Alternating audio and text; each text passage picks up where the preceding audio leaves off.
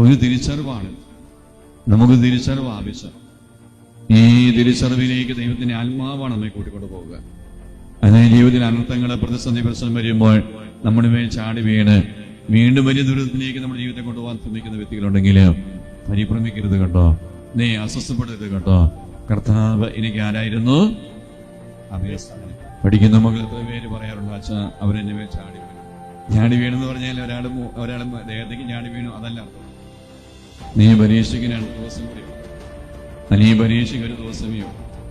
പ്രിയമുള്ളവരെ, എല്ലാം പഠിച്ചു എന്നൊരു ചോദ്യത്തിന് ഉത്തരം എന്ത് ചെയ്താലും അത് മനസ്സിലാക്കാൻ പറ്റുന്നില്ല.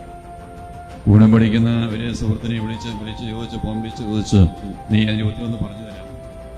നീ ആ വ്യക്തിക്ക് ആ ഉത്തരം അറിയാൻ കേട്ടോ എന്ന് ആ വ്യക്തി പറഞ്ഞു, എനിക്ക് ആ ഉത്തരം അറിയില്ല. നീ ഇവിടെ ഇതാണ് ചാടി വീഴുക എന്ന് പറയുന്നത്. ഞാൻ സഹായിച്ചിട്ട് അവൻ ആ മാർക്ക് വാങ്ങണം. നീ നമ്മുടെ ജീവിതത്തിൽ കുറവ് വരുമ്പോൾ, നമ്മുടെ ജീവിതത്തിൽ ഇല്ലായ്മ വരുമ്പോൾ നീ നമ്മെ ഒന്നും കൂടി ഇല്ലായ്മ ചെയ്യാൻ ശ്രമിക്കുന്ന അനേകരുണ്ട്. അതൊരു പൈശാചികമായ ബന്ധനം. എത്രയും പേര് പറഞ്ഞു കിടക്കുന്ന ഒരു കാര്യം വെച്ചാൽ സമ്പത്തുണ്ടായിരുന്നപ്പോൾ അവരെല്ലാം കൂട്ടായിരുന്നു.